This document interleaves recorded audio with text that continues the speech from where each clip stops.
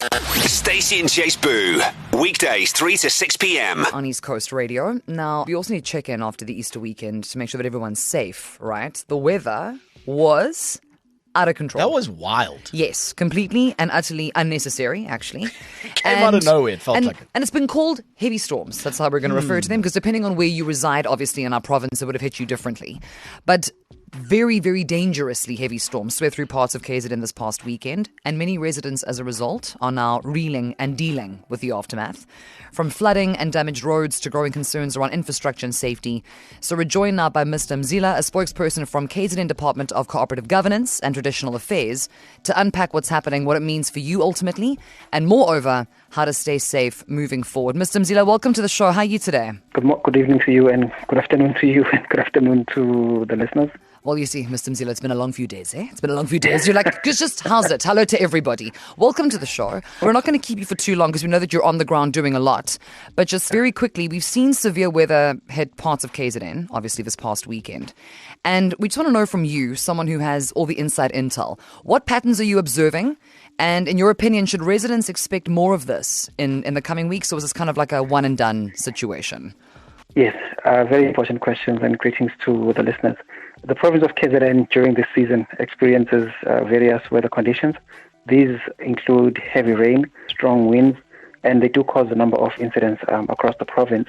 From our perspective as KZN Cogta, specifically our Provincial Disaster Management Center, from what we observed over the weekend is in line with what we've been expecting, above average rainfall. These storms do form a pattern. We normally experience them during our spring and summer seasons, so we still have 2 more months.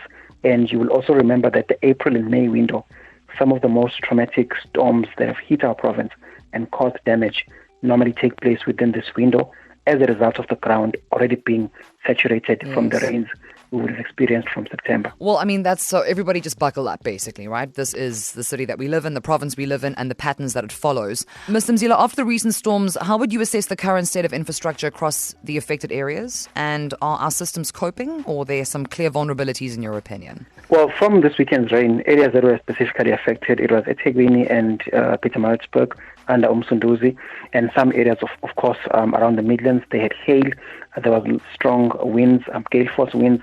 There was also localized flooding caused by the heavy rains.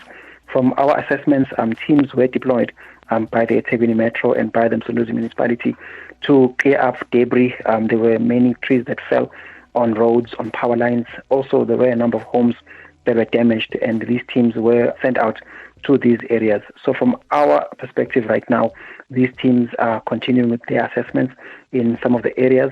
Some of the areas have had their electricity turned back on, debris has been removed, and this is through partnerships between these municipalities and various stakeholders, including members of the public who came forward to assist.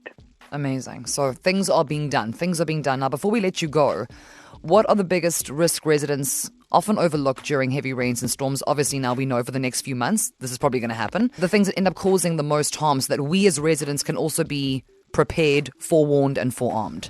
Yes, well, one of the key things is just to constantly check the weather conditions. At times, warnings may not be as accurate as we want them to be. So sometimes it's just good to look outside your window and see if it looks bad, then chances are it is going to be bad. You're seeing dark clouds. So it's very important that we do that. Also, there's something that we call the 15 centimeter rule. This is in regards to water. If you're crossing, you're driving a car and you're crossing a low-lying bridge that has got water that is moving through it, it's dangerous for you. You shouldn't be doing that.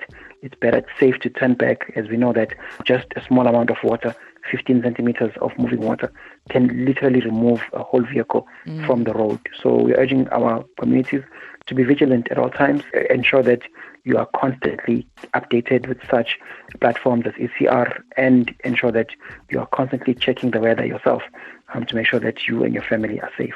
Thank you so much. The 15 millimeter rule is something that was new information to me and quite helpful for everybody. Thank you so much for your time. That was Mr. Mzila, spokesperson from the KZN Department of Cooperative Governance and Traditional Affairs, obviously looking back, harkening back to the weekend that was. Certain people, localized flooding. Other people, trees in the road. Other people, no electricity. Other people, no roofs, right? And as he just mentioned, over the next few months, we are heading into a very heavy, rainy season. It also doesn't hurt, to his point, it may sound a bit ridiculous, but look out the window. And if it's giving something's not right, get in that WhatsApp group with your community and everybody just look after each other. Stacey and Jace Boo, weekdays 3 to 6 p.m. East Coast Radio.